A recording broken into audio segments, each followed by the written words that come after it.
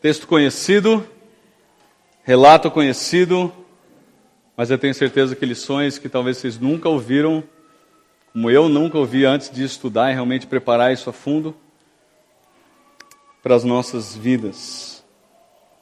Pode colocar o primeiro slide. Eu tirei essa foto, não dá para ver muito bem, se puder apagar essa luz, apaga a luz para mim. Tirei essa foto quinta-feira quando eu saía do meu trabalho. O que você vê nessa foto aí? Ok, o arco-íris, muito bem. Para a pessoa que não conhece ou não crê em Deus, o arco-íris é simplesmente um fenômeno óptico, né? Que acontece, vamos ver se eu acerto aqui, eu anotei para não falar besteira, que acontece quando a luz do sol é separada no seu espectro, ou Wikipédia, como é que funciona? Quando o sol brilha sobre as gotas da chuva, tá? Então isso acontece quando os raios do sol incidem sobre as gotas da chuva. Mas à medida que eu olhava para o arco-íris, e quando eu saí realmente do trabalho, eu estava descendo lá a rua do meu trabalho, eu não pude me conter e não tirar uma foto disso. Porque, em primeiro lugar, eu agradeci a Deus pela chuva. Muitas vezes a gente reclama, aqui em São Paulo a gente reclama muito, né? Quando tem chuva, eu já acordo para a Natália e falo, Natália, olha, vê onde está congestionado para você não passar por lá. Mas a gente esquece que a chuva é uma maneira que Deus tem de nutrir o solo, de refrescar a temperatura, muitas vezes está muito quente. E eu agradeci pela chuva.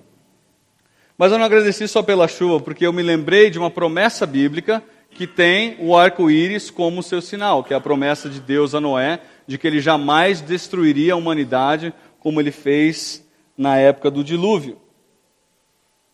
E a terceira coisa pela qual eu agradeci a Deus é porque eu pude, no momento do meu dia, ver um sinal muito claro da presença dele na minha vida.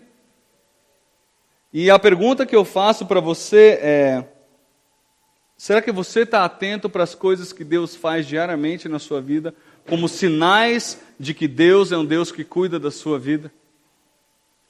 Eu pergunto isso pelo seguinte: eu entendo que uma das marcas mais evidentes da pessoa que é ingrata é a falta de memória. Ou memória curta. Por exemplo, observa a pessoa que murmura. A pessoa que murmura, ela foca o pensamento dela nas coisas o quê? Presentes. Ela se esquece do que aconteceu até aquele momento. Ela só tem olhos, na verdade, para a situação que é difícil e ela se esquece para tudo que Deus já fez por ela e vem fazendo por ela no passado.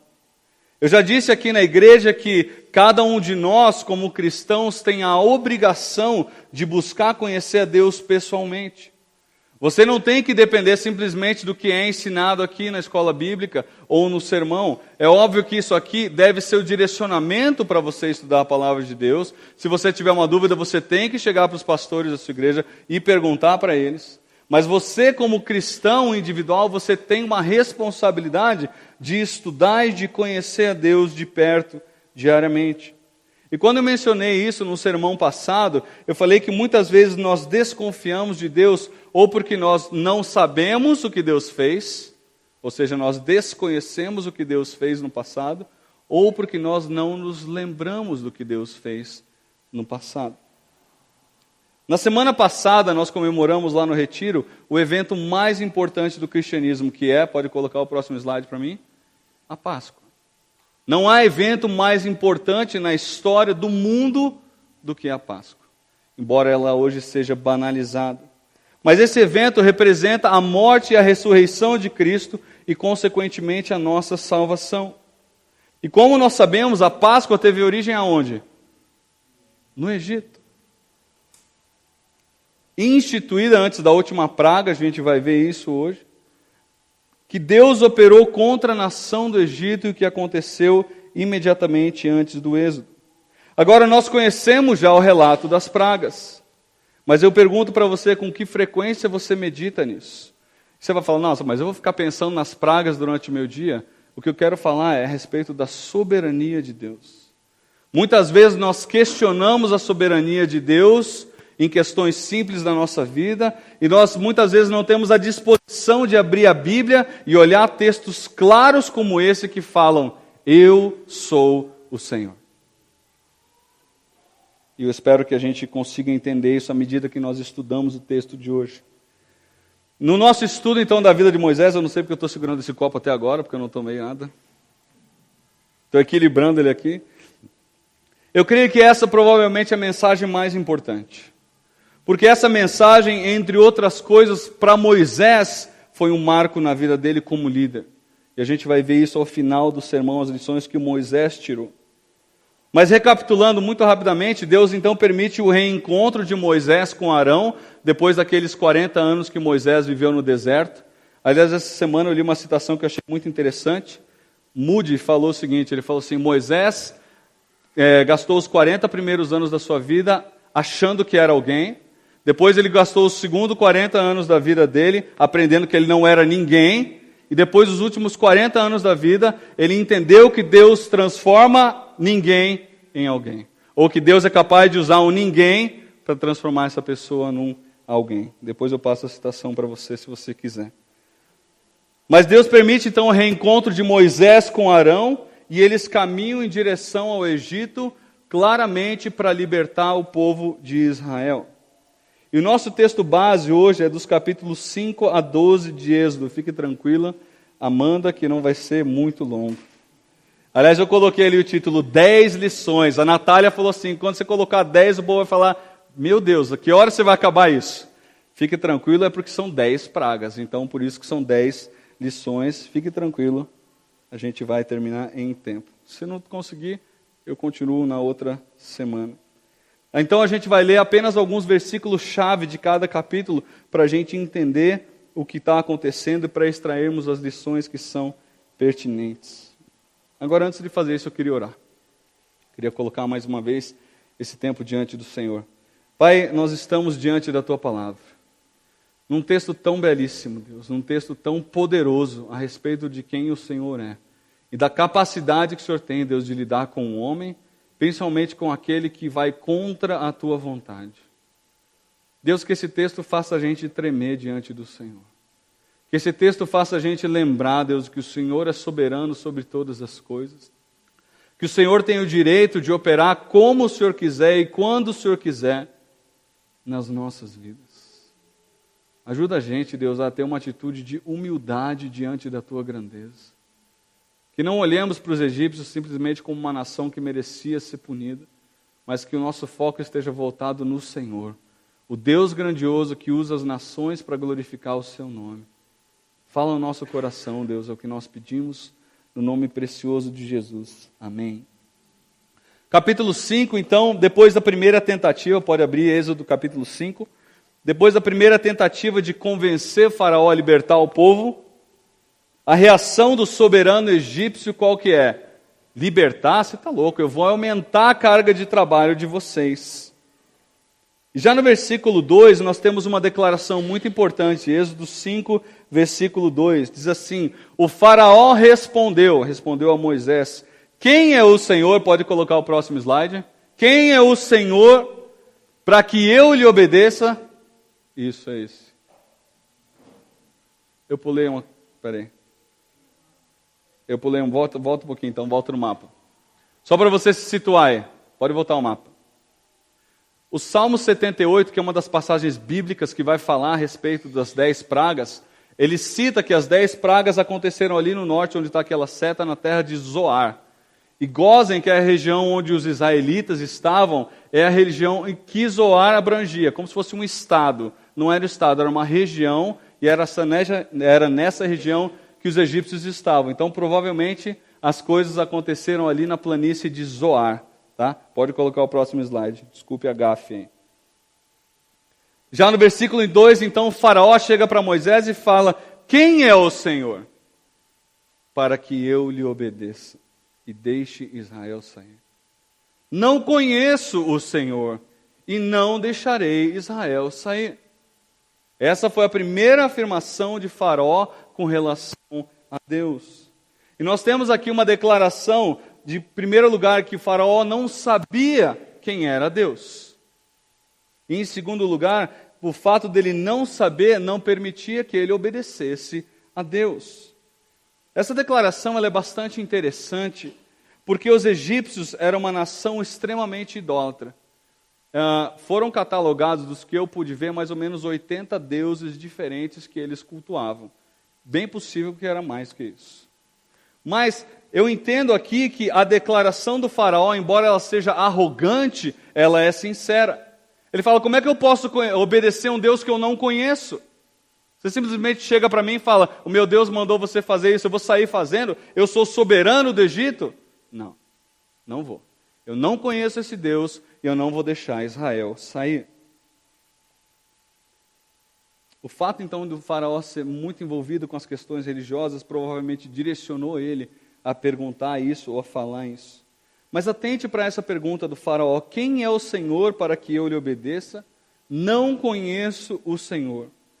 Guarde ela na sua mente, porque ela vai ser respondida. Tá? Então guarde essa frase, essa pergunta, porque ela vai ser respondida.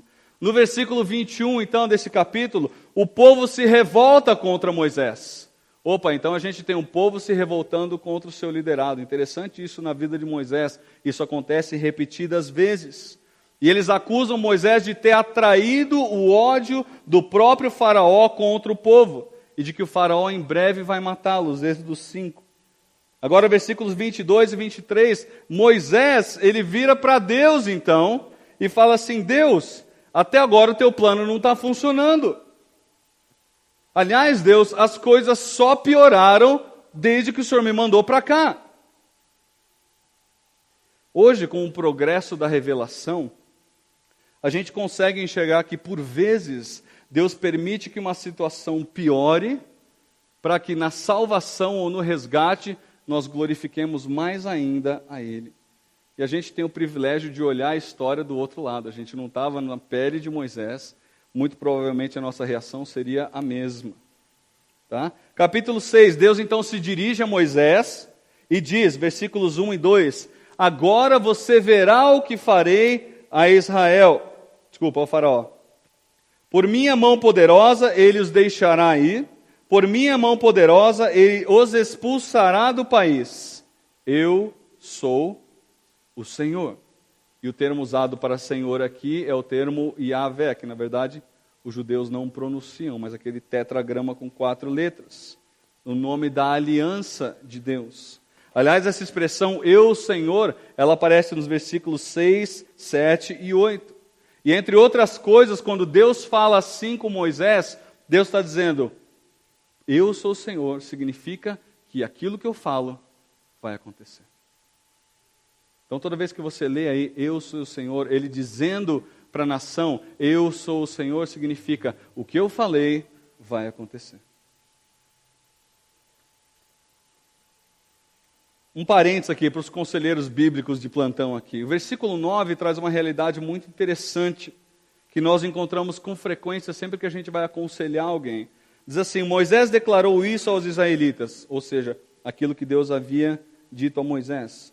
Mas eles não deram ouvidos por causa da angústia e da cruel servidão que sofriam. Normalmente a aflição e a angústia, elas tapam o ouvido da pessoa que está passando por uma angústia, por uma aflição. E ela dificilmente considera o conselho que ela precisa ouvir.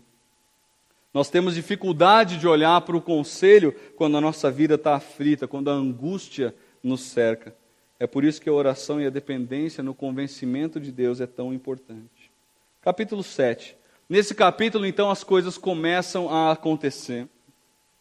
Logo no versículo 1, nós temos uma informação muito importante. O Senhor lhe respondeu, dou-lhe, falando a Moisés, dou-lhe a minha autoridade perante o faraó, e seu irmão Arão será seu porta-voz. Agora aqui nessa ocasião a NVI optou por uma tradução mais interpretativa. Os termos usados aqui para Moisés e para Arão, para Moisés ele fala, eu vou fazer de você, o que, pastor Eduardo? Deus. E com relação a Arão, ele será o seu profeta. Tá? Com relação a Moisés, é interessante você pensar que Deus, ele é tão poderoso que ele é capaz de delegar poder e autoridade para uma pessoa, seja de maneira permanente ou temporária, para que essa pessoa realize sinais e maravilhas. Isso aconteceu, por exemplo, com Sansão. A força dele não era dele, ela vinha do Senhor. O que será que está acontecendo? Nós vimos isso em Elias, o profeta Elias, que fez milagres. Nós vimos isso com os discípulos, vimos isso com os apóstolos. Deus concedendo poder temporariamente para aquelas pessoas. Deus então tem a capacidade de fazer isso com Moisés. Moisés foi quem operou aqueles sinais por meio ou por intermédio do próprio Deus. E aqui no caso de Arão, é interessante que essa é a segunda menção da palavra profeta na Bíblia. E eu acho interessante aqui porque Arão tem um papel justamente de fazer o que o profeta faz, que é falar com veemência a palavra de Deus. Essa que é a ideia de profeta. O profeta está muito mais ligado com a revelação da vontade de Deus do que com a revelação do futuro. Muitas vezes a gente olha, profeta, não, ele está falando com relação ao futuro. Não. O profeta, na essência da sua palavra, no significado da sua palavra, é exatamente o que Arão fez aqui. Ele declarou qual era a vontade de Deus para o faraó. No versículo 3, nós temos uma outra mostra do poder de Deus. Ele controla o coração de qualquer pessoa para os seus propósitos soberanos.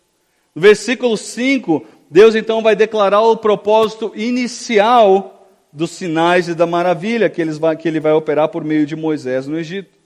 Diz o texto, os egípcios saberão que eu sou o Senhor. É interessante, querido, você lembrar que o que está em jogo nessa história toda, nesse relato todo, é a credibilidade do nome de Deus. A glória de Deus e o reconhecimento dele como único Deus é o que está em jogo nesse relato aqui. Portanto, é uma passagem extremamente importante. Versículos 8 a 13, esses versículos vão nos mostrar a autenticação que Moisés e Arão fizeram da sua missão divina. O faraó pede que eles façam um milagre para comprovar sua autoridade divina. Então a vara de Arão se transforma numa serpente. Faraó então chama os seus feiticeiros e eles fazem o quê? A mesma coisa, diz o texto, por meio das suas ciências ocultas. Isso acontecendo, o faraó se deu por satisfeito de que a missão de Moisés e Arão não tinha nada de especial. Afinal, os próprios magos dele conseguiram fazer a mesma coisa. Aliás, abre parênteses aqui, tudo que o mago precisava era convencer o faraó. Se ele convencesse o faraó, acabou. Não interessa como, se ele conseguisse convencer o faraó já tinha uma disposição para não acreditar em Moisés e Arão. Agora você está perguntando como que eles fizeram isso. A Bíblia não diz como. A única coisa que a Bíblia diz é que foi por meio de suas ciências ocultas. O texto não fala mais sobre isso. É possível que tenha sido algum tipo de ilusionismo. A gente sabe que a mágica normalmente está ligada com essas coisas.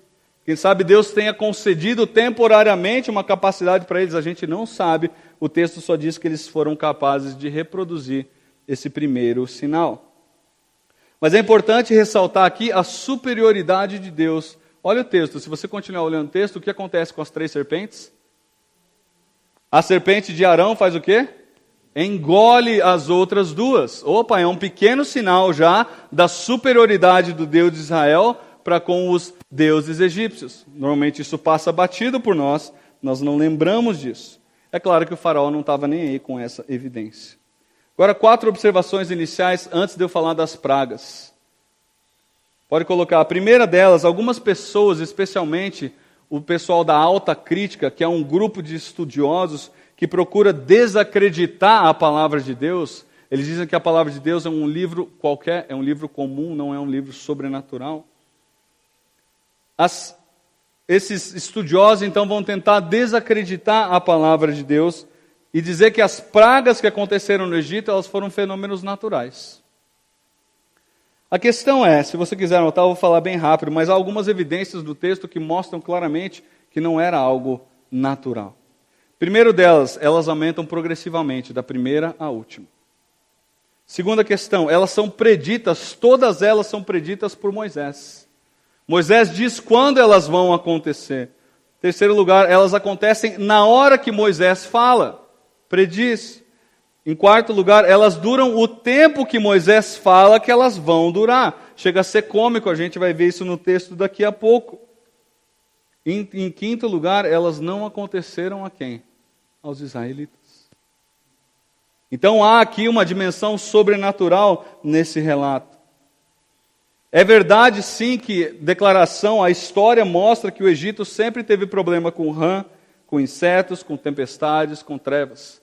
Mas não da maneira como aconteceu e não da maneira controlada e direcionada como aconteceu. Em segundo lugar, as pragas elas estavam relacionadas com as divindades cultuadas pelo Egito. Isso é interessante.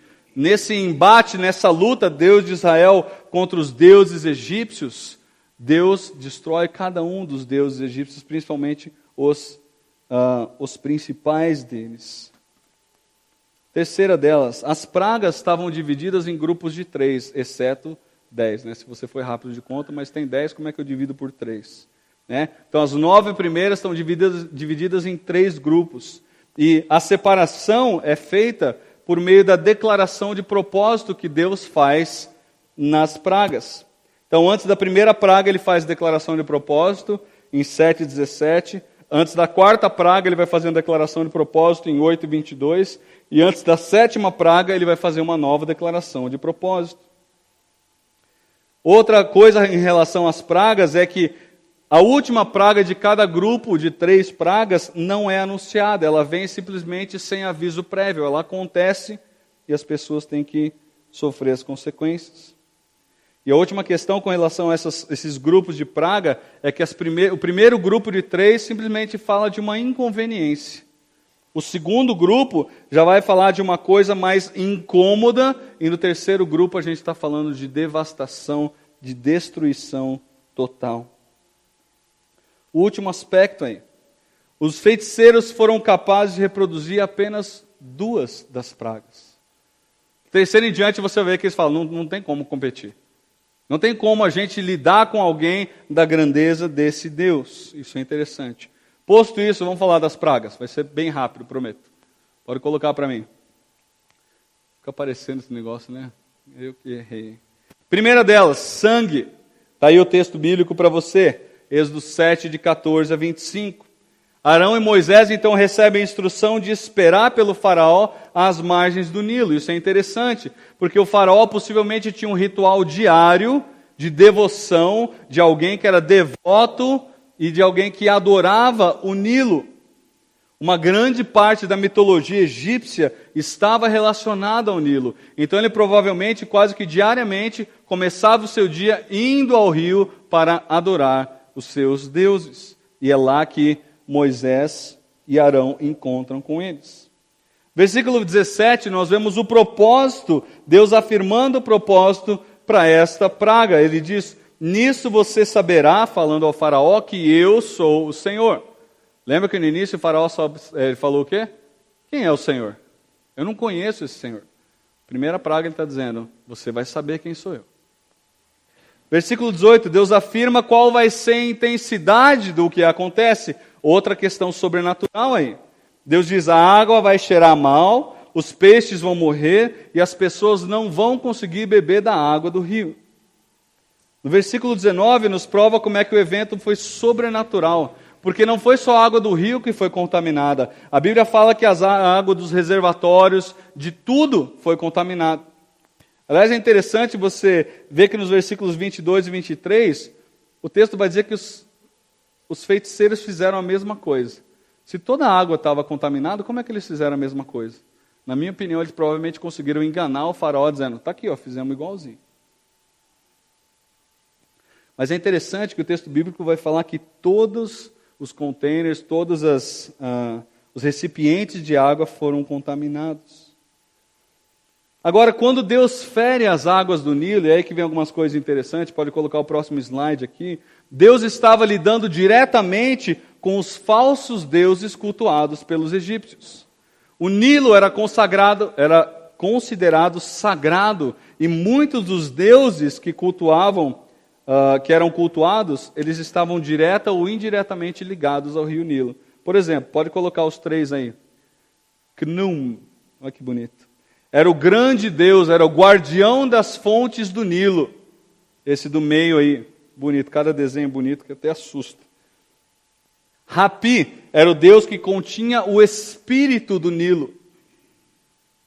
E Osíris, esse nome é até famoso, tem alguém na minha família que chama Osíris, é um tio-avô distante, ou tio-bisavô, não sei se existe isso.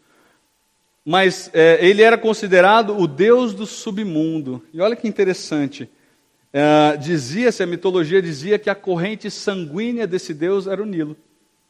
Olha que legal. Deus transformou a corrente sanguínea dele em sangue de verdade, né? Mas uma coisa que é legal aqui, ele fala que um dos hinos que era cantado ao Nilo, você não pode esquecer que o Nilo era considerado um deus, mais um, né? Uma das estrofes mencionava o seguinte, que o Nilo tinha uma maravilhosa fragrância. De repente, o que aconteceu com o Nilo? Um odor insuportável.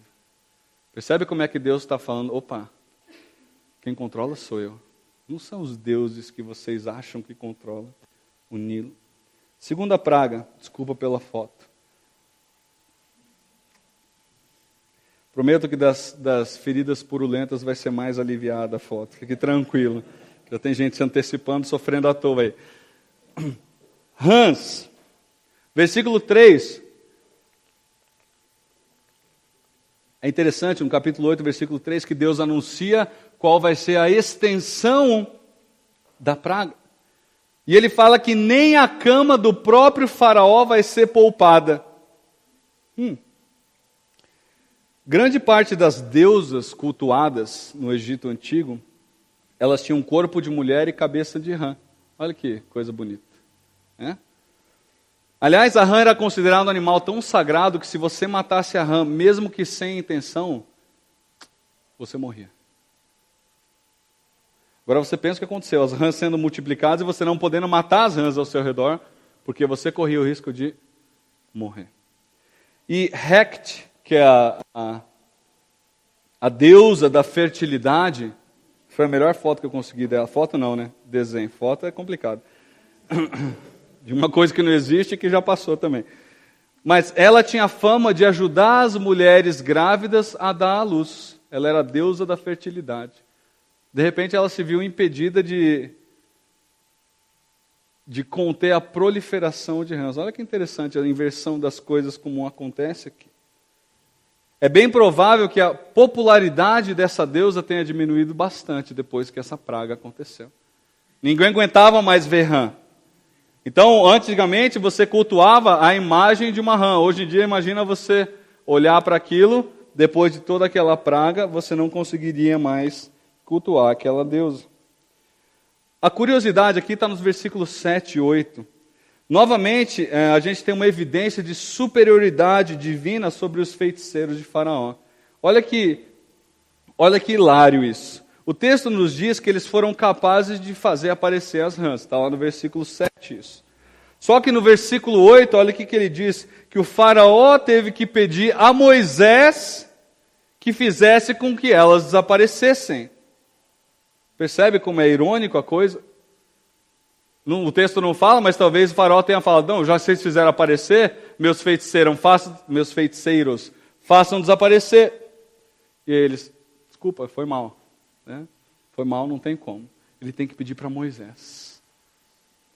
E para piorar mais ainda, versículos 9 e 10, para provar mais ainda que Deus era quem controlava aquela situação, Moisés pergunta para Faraó, quando que você quer que acabe a praga?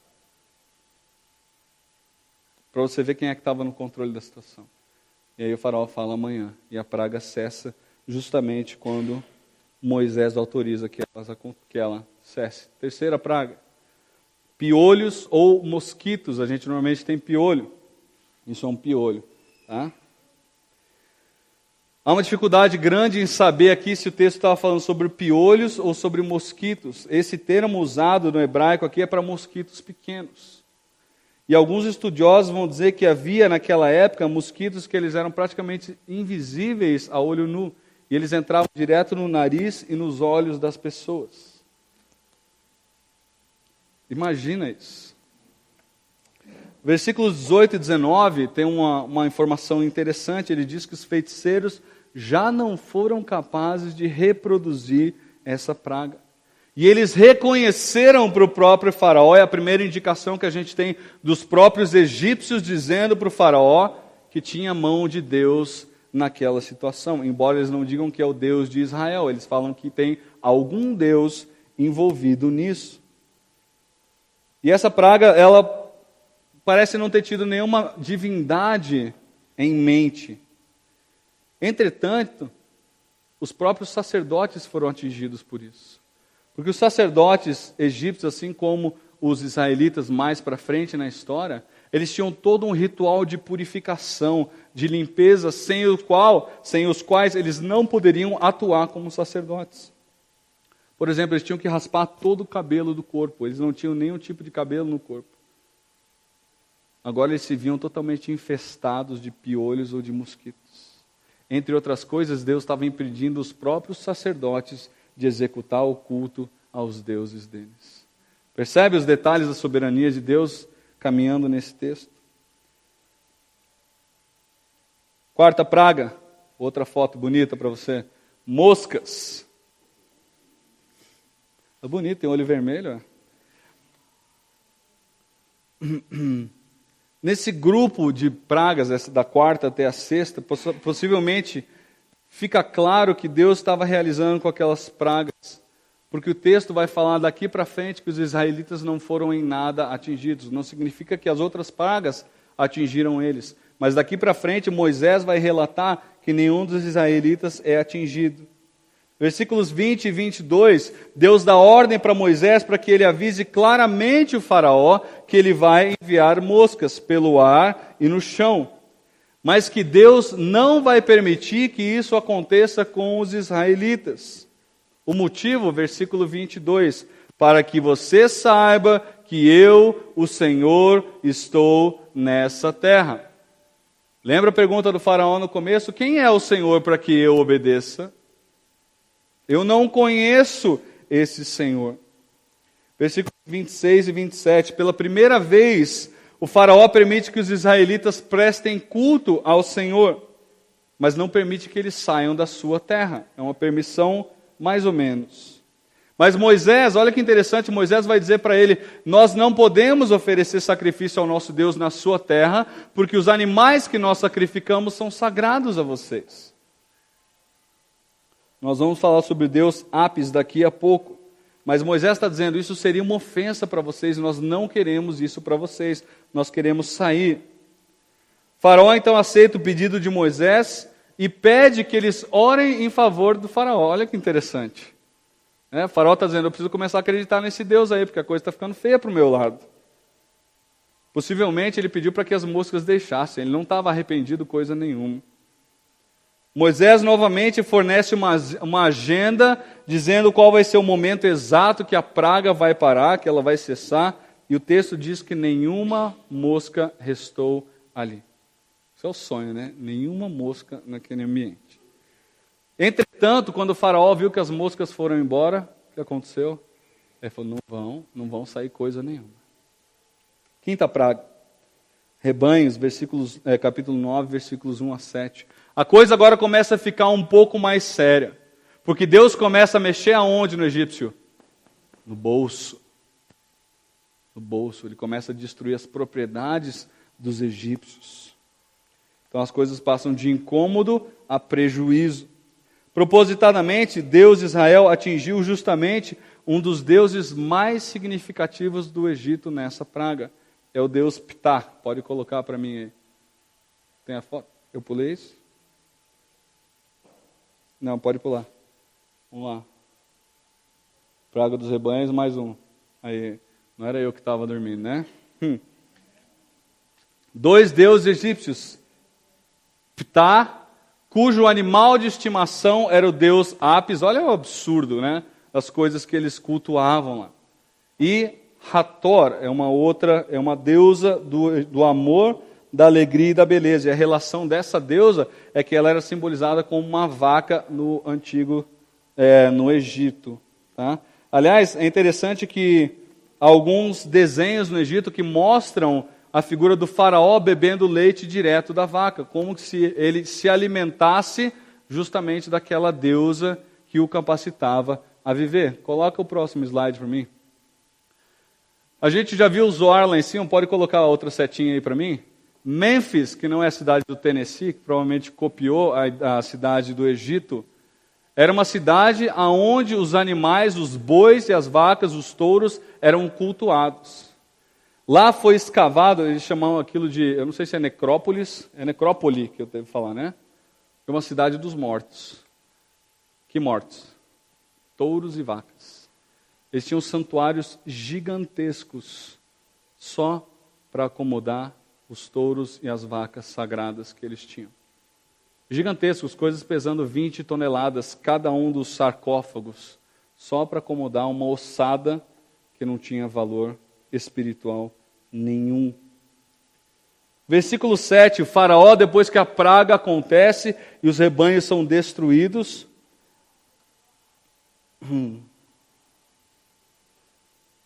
faraó vai verificar se o rebanho dos israelitas não tinha sido atingido. E ele verifica que realmente isso aconteceu, conforme Deus havia predito.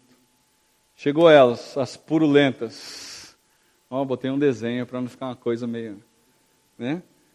A sua Bíblia talvez traga tumores ou úlceras. Interessantes, Deus ordena aqui que Moisés e Arão peguem as cinzas das fornalhas. Muito provavelmente, adivinha de que fornalhas eram essas? As fornalhas por meio das quais os israelitas construíam os tijolos que o próprio faraó mandou fazer. Interessante isso.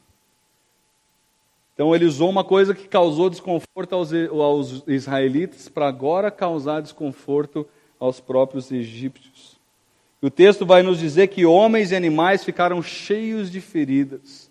Todos eles, inclusive os sacerdotes, provavelmente o faraó também. E aí isso é uma luta direta, pode colocar para o deus Imhotep. Se você assistiu A Múmia, aquele filme, é o deus retratado naquele filme. Tá? Esse era o deus da medicina dos egípcios. Era o deus guardião das ciências curandeiras do Egito.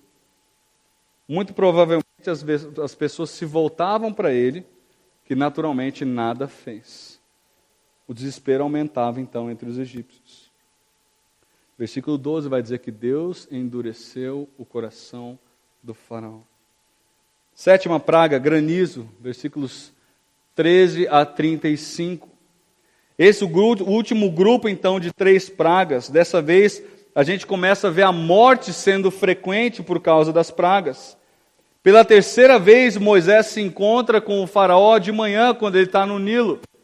Estou até imaginando o faraó, ele olha, vê Moisés à distância e fala, não, de novo não, cara. Não aguento mais ver esse cara. Mas olha o versículo 14. Arão vai anunciar que as pragas, elas vão acontecer, versículo 14, para que você, faraó, saiba que em toda a terra não há ninguém como eu. Versículos 15 e 16, a gente tem aí uma fala belíssima e de grande importância. Aí, Zilda, você que está anotando os versículos sobre a soberania de Deus, quando a gente trata da soberania de Deus, Deus diz para o faraó o seguinte, olha que belo isso, ele vai falar, eu já poderia ter eliminado você do mapa, e ao povo egito de toda a face da terra. Com uma única praga eu conseguiria fazer isso. Mas eu mantive de você de pé com o seguinte propósito, versículo 16, mostrar-lhe o meu poder e fazer que o meu nome seja proclamado em toda a terra. Deus conseguiu. Dessa vez, Deus até orienta o faraó para que recolha os seus rebanhos, os trabalhadores, para que eles não sejam atingidos pela tempestade. Deus chega a esse ponto, mas faraó não faz isso. O texto registra trovões, granizos, raios em todas as direções, chuva muito forte. Alguns estudiosos consideram até a possibilidade disso ter sido resultado de uma teofania, uma aparição, ou vamos dizer assim, uma manifestação de Deus naquele lugar. Fato é que o texto diz que nada aconteceu igual antes da história do Egito. E ninguém testemunhou uma coisa semelhante àquela. Versículo 25 vai dizer que a tempestade destruiu toda a vegetação e quebrou todas as árvores. O faraó então clama para que Moisés ore, e até em atitude de arrependimento, embora seja um arrependimento raso, superficial. Moisés promete orar, mas afirma que eles ainda não sabem o que é tremer diante do Senhor. Como que dizendo, espera que tem mais por vir. Nesse caso, Deus provavelmente atacou 3 deuses deles aí, coloca aí para mim. Nut, que era a deusa dos céus, a mãe de Ísis, Osíris, Néptis e Sete, em cujo domínio, vamos dizer, as coisas aconteceram, no território de quem tudo aquilo aconteceu. E os outros deuses eram Ísis e Sete, tá? Que eram supostamente os deuses responsáveis pelo cuidado das plantações. Uma vez que tudo foi arrasado, eles não estavam cuidando das plantações. Então, com essa praga, Deus desmoralizou ou desmascarou mais esses falsos deuses. 8ª praga, gafanhotos. Dessa vez o Senhor disse a Moisés que a praga serviria também para testemunho nas futuras gerações israelitas. Primeira vez que ele menciona isso. É possível até a gente ver até onde o homem que é obcecado é capaz de ir. O texto nos diz, com relação a essa praga, no versículo 7, que os próprios conselheiros do faraó disseram: o que mais precisa acontecer para você perceber que o Egito está sendo destruído? Adivinha se o faraó prestou atenção neles? Por que ele não prestou atenção? Uma coisa que a gente talvez possa passar batido aqui. Faraó era uma representação, a gente vai ver um pouco mais para frente, do deus Ra, que era o deus principal dos egípcios. E o que acontecia aqui, que era uma batalha de poder. O faraó era considerado por todos o soberano. Ele não queria abrir mão desse título, nem que isso custasse a própria vida dele. Então ele não ia abrir mão dessa luta com Deus. Mesmo as pessoas aconselhando, para com isso, você está brigando com quem você não consegue ganhar. Ele não ia desistir. Deus então, diz o versículo, faz soprar durante uma noite inteira e um dia inteiro um vento oriental. Vento esse que trouxe milhões de gafanhotos. Eu estava estudando aí o que os estudiosos falam sobre essa praga. Algumas informações são interessantes. Eles dizem que a praga de gafanhoto parece uma nuvem e ela é capaz de cobrir a luz do sol. Tamanha quantidade de gafanhotos que existem. Outra que eu achei interessante, que em 1,5 km² de praga de gafanhoto, você tem até 200 milhões de gafanhotos. Está assustado? Calma que tem mais. Uma praga dessa é capaz de cobrir uma extensão de mais ou menos 650 quilômetros. Devastar uma área de mais ou menos 650 quilômetros. E eles são capazes de voar numa velocidade constante de mais ou menos 20 km por hora durante 20 horas sem parar. Agora tenta imaginar o que aconteceu naquela situação. Se a gente já fica com um mosquito assim, você imagina o que aconteceu naquela situação. Mas não só isso, o texto vai dizer que os gafanhotos acabaram com aquilo que havia restado da última tempestade. O texto diz que as colheitas foram devastadas, destruídas e que todas as árvores foram arrancadas. Então o que sobrou no chão, os gafanhotos trataram de eliminar e acabar. Então o Egito era praticamente uma nação estéril naquele momento, sem recursos. Depois que o faraó se arrepende então e clama por misericórdia, Deus simplesmente manda um vento ocidental e manda todos os gafanhotos para o Mar Vermelho. Olha que difícil para Deus fazer isso. Tá bom. Vai um vento oriental, diz o texto que é um vento muito forte, e mandou todos eles para o Mar Vermelho. Olha a diferença, né? Um homem aflito, um homem que era Deus, aflito pela situação, e o outro que realmente é Deus, fazendo aquilo com a maior das tranquilidades. 9ª praga, escuridão e trevas. Novamente uma praga que acontece sem aviso, e Deus simplesmente ordena e ela acontece. E essa praga tem um significado bastante especial, porque eu falei no início que as pragas, elas aconteciam de maneira progressiva. De maneira que essa, então, como a 9ª, é uma das mais fortes. E por que eu falo que é uma das mais fortes? Porque ela atinge o Deus mais importante dos egípcios, que é o Deus Ra, que eu mencionei agora há pouco. Ou o Deus Sol. Ele era o principal deus cultuado pelos egípcios. Os egípcios, aliás, veneravam vários deuses que eram atribuídos aos astros celestes. Mas o texto bíblico vai dizer que a escuridão durou 72 horas. Significa, então, que esse Deus foi incapaz de prover luz para o Egito durante 72 horas. Está entendendo o que Deus está fazendo aqui? Ele está pegando o maior dos deuses egípcios e dizendo, você não faz nada se eu não permitir. É o Deus que nem existia, na verdade. Então Ra era adorado porque ele não falhava na provisão da luz e do aquecimento diário que as pessoas precisavam. Hinos eram compostos para esse Deus. Mas ele não foi o único a ser humilhado. Pode colocar os outros três, já colocou, né? Atem, Kepri e Horus eram outros deuses que eram considerados importantes com relação ao sol. E todos eles com essa praga foram desmascarados por Deus. E para piorar ainda mais, o prestígio do próprio faraó estava em questão aqui, porque ele era considerado uma representação viva do Deus Ra. Ele era então a pessoa, abre aspas, que ilumina as duas terras do Egito mais do que o sol. Então isso era um ataque direto ao próprio faraó. Deus devastou primeiro os recursos naturais, rebanhos e plantas. Agora ele devasta o próprio prestígio do faraó. Que lição. Última praga, a morte dos primogênitos.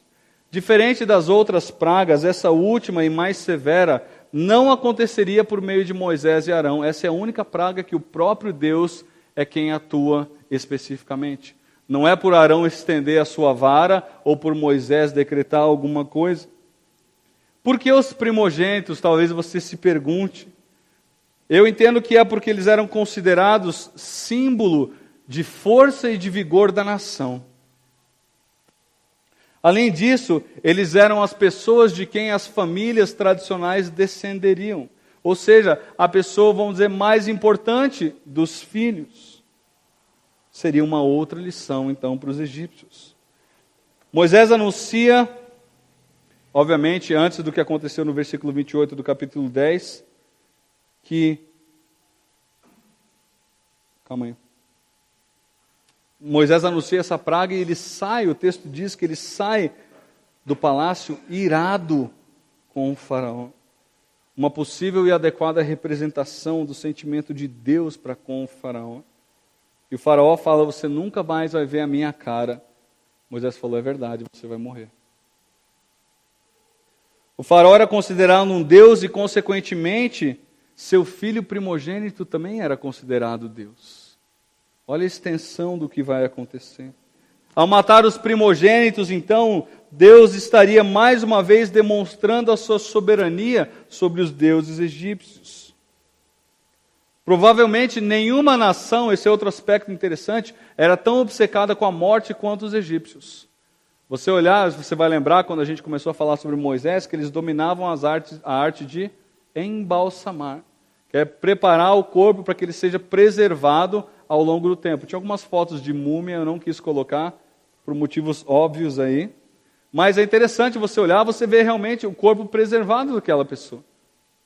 Mas os egípcios, eles tinham um significado muito grande para eles, a morte. Mas nessa praga em específico, eles não puderam se preparar, eles não puderam fazer nada com relação à morte. Deus não deu qualquer chance de preparação por parte dos sacerdotes ou mesmo da família real. Mas a essência dessa praga, aqui eu gostaria que você prestasse muita atenção, foi contrastar a morte dos egípcios com a possibilidade de vida por meio do quê?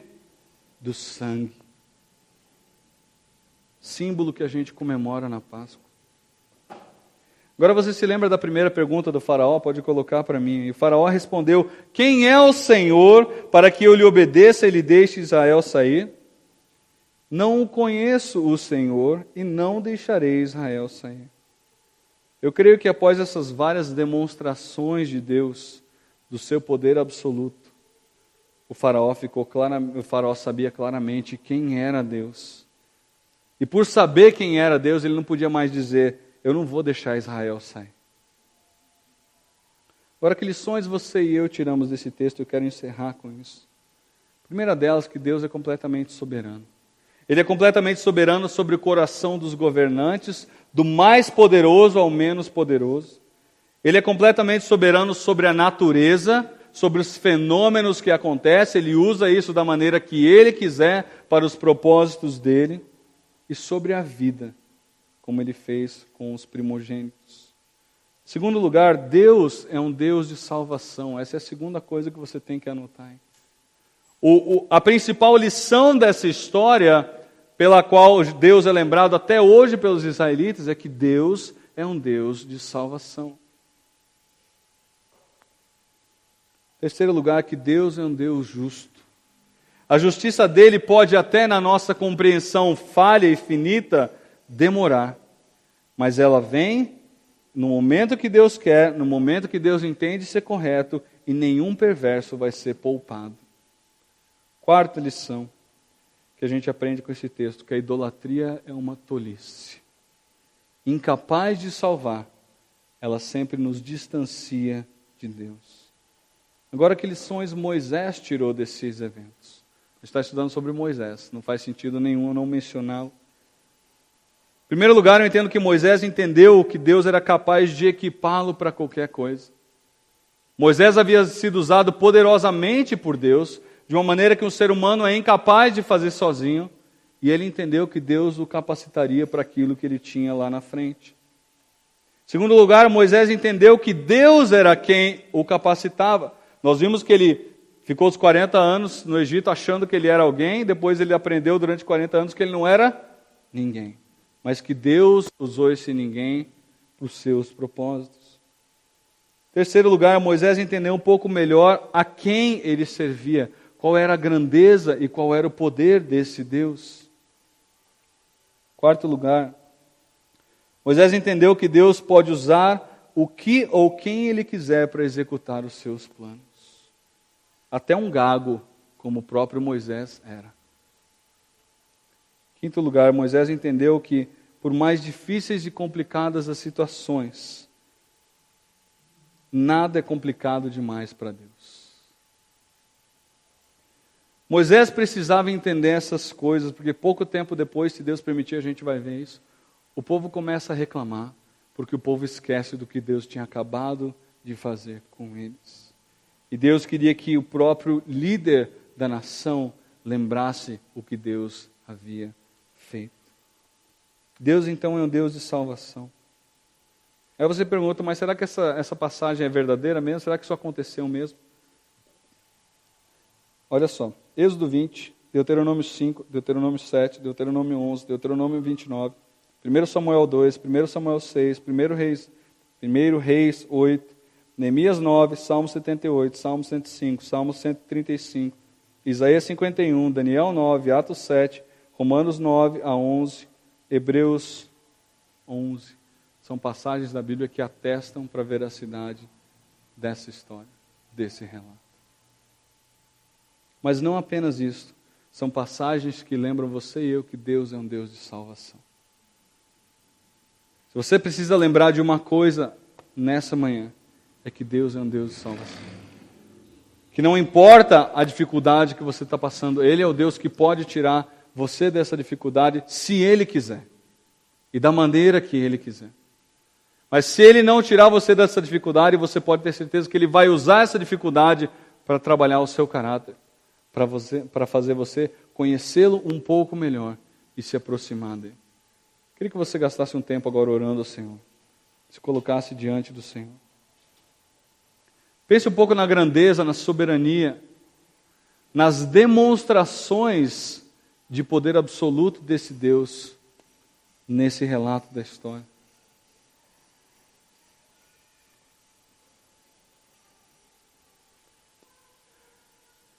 E que você colocasse rapidamente a situação que aflige o seu coração. Coloca na balança, vê as duas situações. Talvez você tenha a dizer para Deus, Deus me perdoa porque eu tenho desconfiado do Senhor.